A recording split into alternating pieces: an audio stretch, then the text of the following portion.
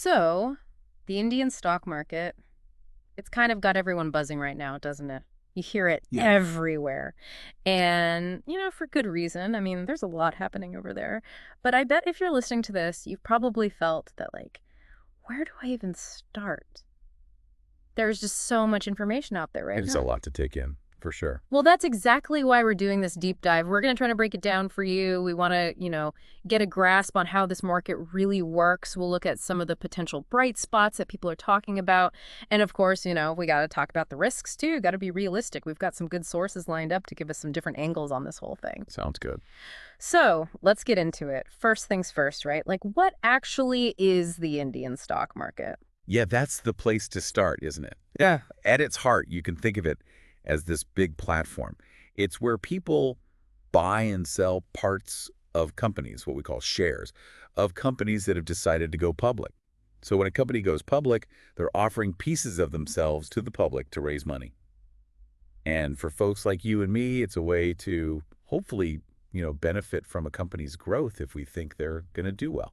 Okay, so we're talking about like a marketplace essentially, Exactly. but it's not just one single place, is it? Right. You hear a couple different names thrown around.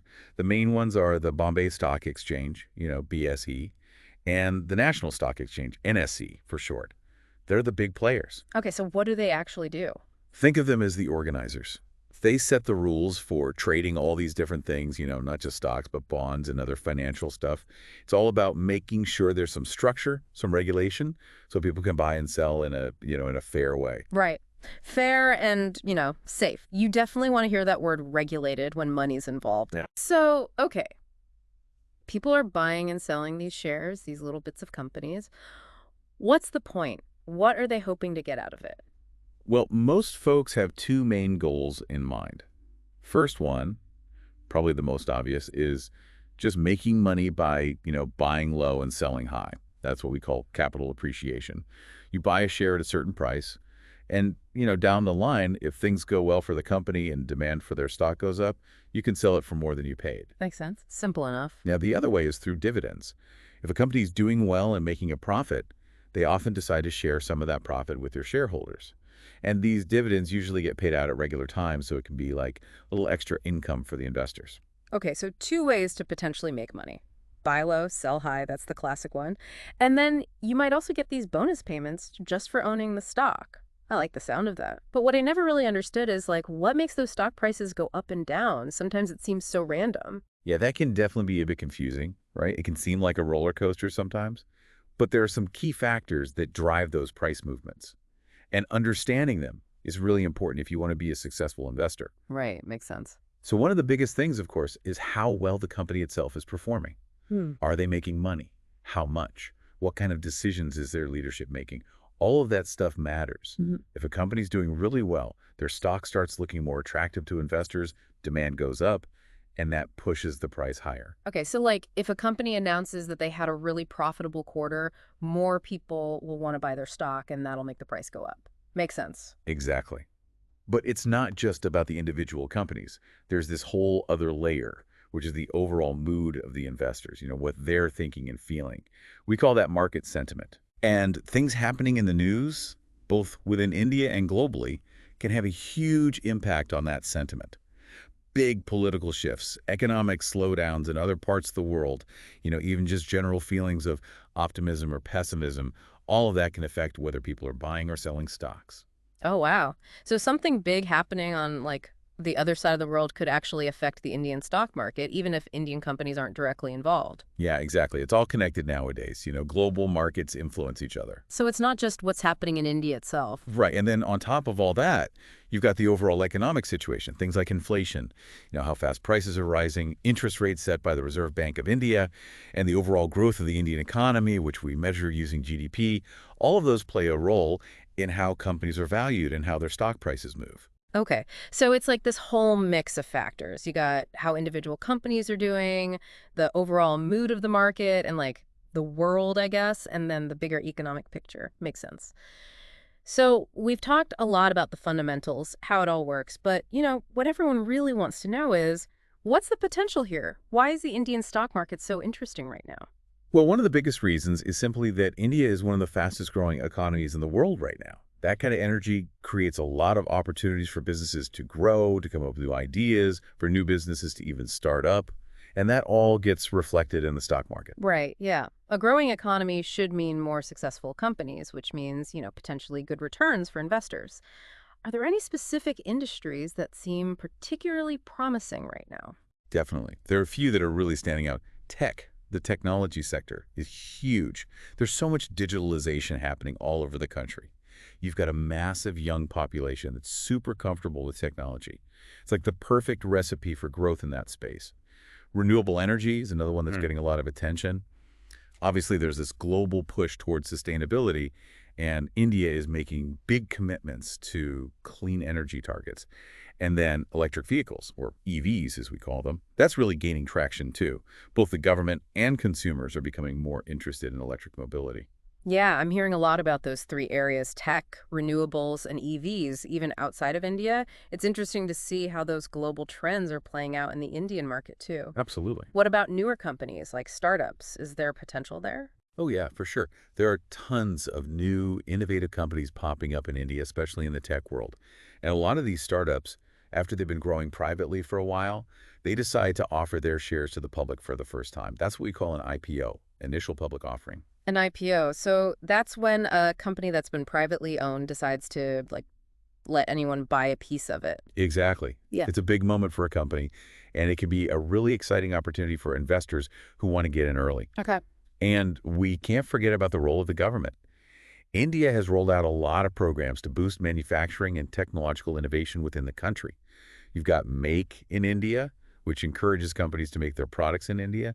There's Digital India, which focuses on expanding digital infrastructure and services. And then there's the Production Linked Incentive Scheme, or PLI, which gives financial incentives to companies that increase production in certain sectors. All of these initiatives are helping to make India a more attractive place to do business and to invest. So it sounds like there's a lot of momentum behind certain industries, but you said earlier that it's not just about chasing the latest trends. I think that's really important. Can you talk about why that is? Of course, it's easy to get caught up in the hype, especially when you see all these exciting things happening. Yeah. But it's super important to remember that with any investment, there's always risk involved. You could lose money. That's just the reality. Right, right. So instead of just jumping on whatever's hot at the moment, you really need to do your homework. Yep. Take your time, research companies thoroughly, look at their financial statements, understand their business model, think about their long-term prospects, really understand what you're getting into. Don't just buy something because everyone else is talking about it. Got it. Exactly. Okay, so we've talked about the potential, but let's talk about the other side of the coin. Let's talk about risk. What are some of the things that investors need to watch out for in the Indian stock market? Yeah, let's get real about the risks. The biggest one, I think, is just the fact that the market is volatile. It's going to go up and down, sometimes a lot, sometimes a little. That's just how it works. Mm. You can't let yourself get spooked by every little dip or get overly excited by every little jump. You got to have a long-term perspective and be patient. So don't freak out when you see the value of your investments going up and down, because that's just going to happen. Right. Don't make rash decisions based on your emotions. It's easier said than done, I know, but it's super important. Oh, yeah, especially when you're dealing with your own money. It's easy to get emotional. Are there other, common mistakes that people make? One big one is not diversifying. Yeah. You don't want to put all your eggs in one basket. Right.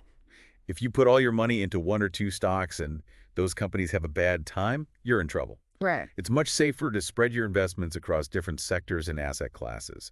That way, if one area isn't doing so well, the others can hopefully balance things out. Okay, so diversification is key. Definitely. And the last thing, and I can't emphasize this enough, is doing your own research. Don't Right. just rely on tips or rumors or whatever you see online. Right. Verify, verify, verify. Exactly. All right. So let's say someone is just starting out, dipping their toes into the Indian stock market for the first time. What advice would you give them? Where do they even begin? I'd say start small. You don't want to put in a huge amount of money right away when you're still learning the ropes. Get a feel for things first. And be consistent.